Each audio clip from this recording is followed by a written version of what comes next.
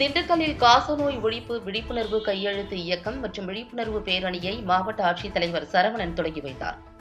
திண்டுக்கல் அரசு மருத்துவக் கல்லூரி மருத்துவமனை வளாகத்தில் உலக காசநோய் தினத்தை முன்னிட்டு காசநோய் ஒழிப்பு விழிப்புணர்வு கையெழுத்து இயக்கத்தை கையெழுத்திட்டு மாவட்ட ஆட்சித்தலைவர் தொடங்கி வைத்து விழிப்புணர்வு பலூனை பறக்கவிட்டு மாணவ மாணவிகள் பங்கேற்ற விழிப்புணர்வு பேரணியை தொடங்கி வைத்தார்.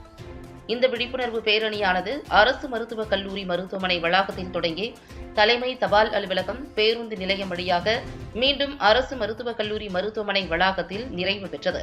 பேரணியில் அரசு, தனியார் செவிலியர் கல்லூரி மாணவிகள் மற்றும் ராஜன் ஸ்போர்ட்ஸ் கிளப் மூலமாக 50 மாணவர்கள் ஸ்கேட்டிங்கில் காசநோய் பற்றிய விழிப்புணர்வை ஏற்படுத்தினர்.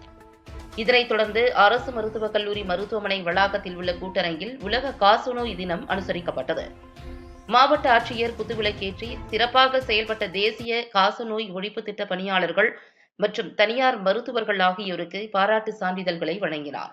இந்நிகழ்ச்சியில் அரசு மருத்துவக் கல்லூரி முதல்வர் மருத்துவர் சுகந்தி ராஜகுமார், நுண்ணுயிரியல் துறை தலைவர் மருத்துவர் சூர்யாகுமார், இணை இயக்குநர் நலப்பணிகள் மருத்துவர் பூமிநாதன், மருத்துவ பணிகள் துணை இயக்குநர் காசநோய் மருத்துவர் முத்துப்பாண்டியன், துணை இயக்குநர் நலப்பணிகள் பழனி மருத்துவர் அனிதா மற்றும் பலர் கலந்து கொண்டனர்.